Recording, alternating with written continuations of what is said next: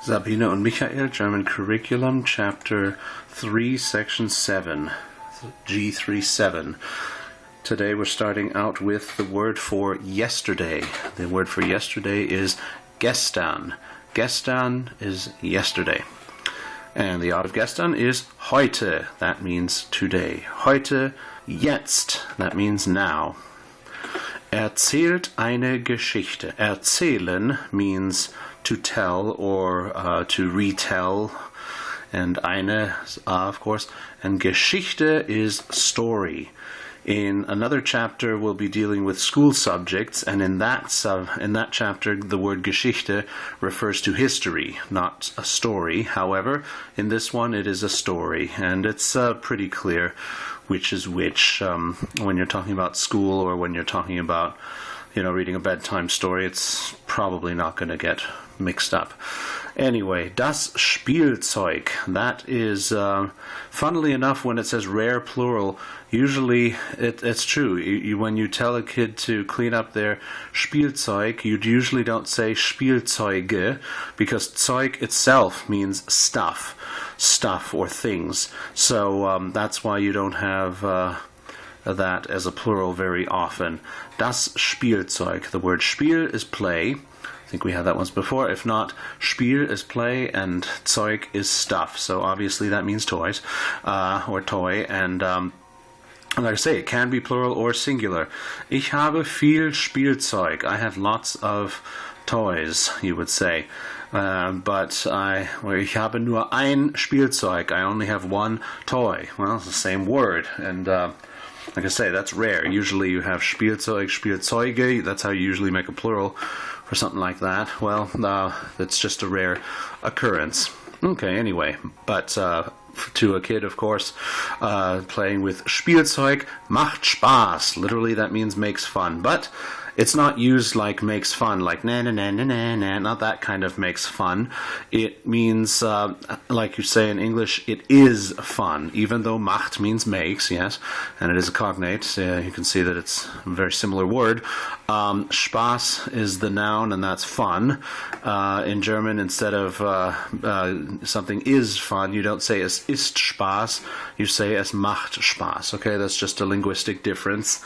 It's not exactly the same as English in that regard. It's just something you have to remember. Schläft ein, that means sleeps in, but not in the sense of sleeping till noon or whatever. That's not the kind of sleeping in. It means like falling into sleep. Think of it that way. What it means is it refers to falling asleep. Schläft ein. If he falls asleep, that doesn't mean he's sleeping in. Then you would say schläft lange. He sleeps long. Different. So schläft ein, schlafen being the sleeping part. Schläft ein is to fall in to sleep, if you want to think of it that way. Kahlköpfig. Kahl is barren and köpfig is headed. So bald-headed can be kahlköpfig. It's not a very nice way of saying it. Nicer would be to say glatzköpfig. That comes from the word glatt, which means smooth. But for this chapter, they use the word kahlköpfig. Don't really know why, but anyway, that's fine. If you cut down all the grass and stuff, then the field or your yard is kahl too, so barren. Anyway, that's how that is. War, that would be a false cognate if you think that means war. No, it is not. War is was, literally. And was would be a false cognate if you thought that was was, because it isn't. Was is what, remember? Was ist das? What is that? So war is was. So that's one of those things. That's why I have it on the board as well, because those are things that you can mistake. With all the things that are similar, these are not. I mean, only sort of, but there are existing words that mean different things. That isn't war, and that isn't was. That is war, and that is was.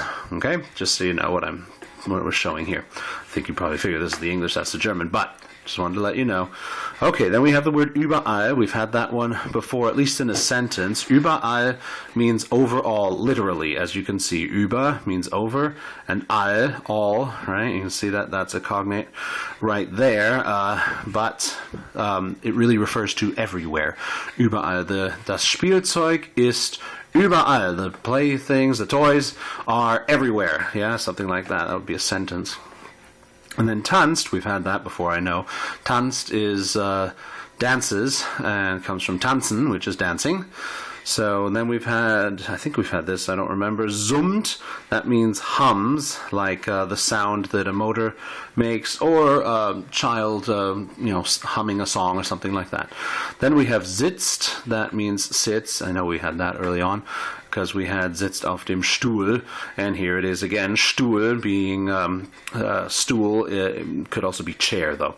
And Stuhl and stool are obviously cognates, as are Knie and knee, because in English you just at some point stopped saying the K, but it really still is the same word if you look at it. It's the same sound, almost the same letters.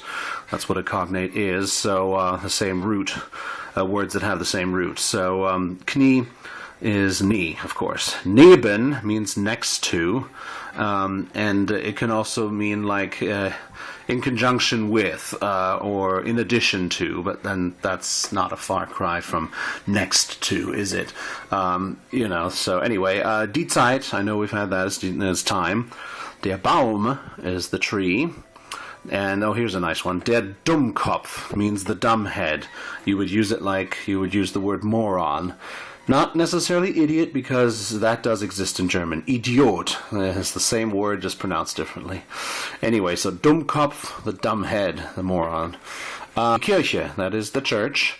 And in the church, depending on whether it is katholisch or protestantisch, you have der Priester in the katholisch, so the priest in the Catholic, and you have der Pfarrer in the Protestant. That's in protestantisch, that would be the pastor, or something like that. The reverend. I'm not sure exactly how that all works. Anyway, so those are the distinctions, and those are the words we'll need for this story.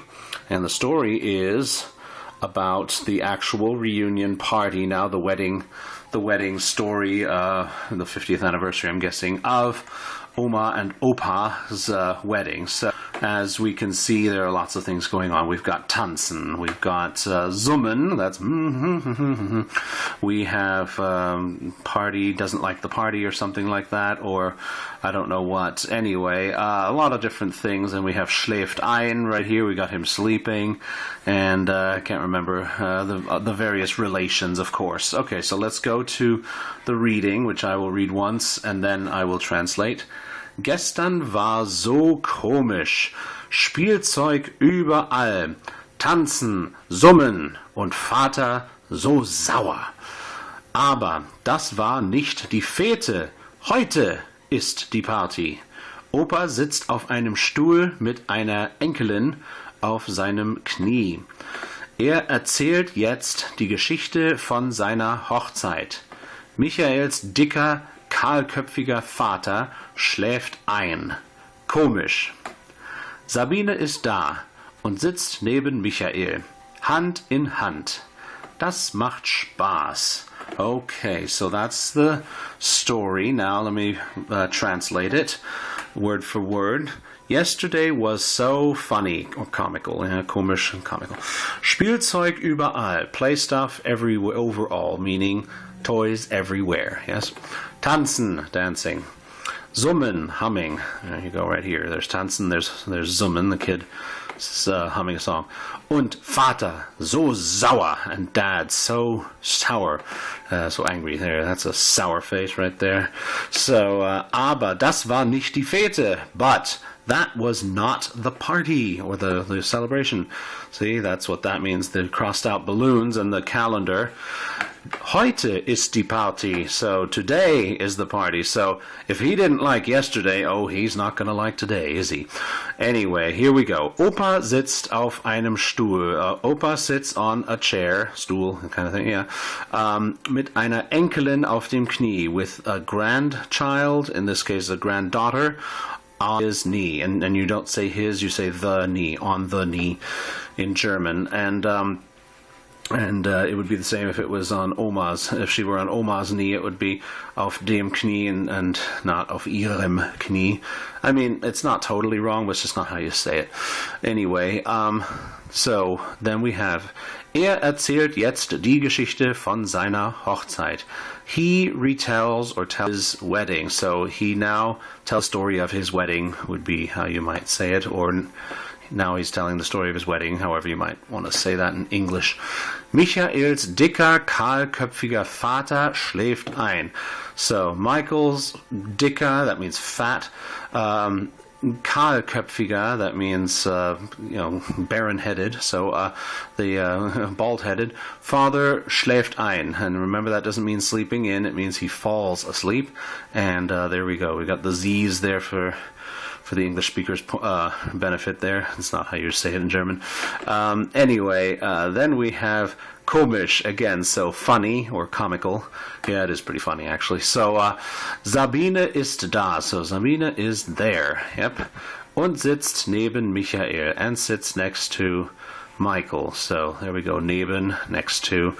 And what are they doing? They are Hand in Hand. So hand in hand. They're holding hands.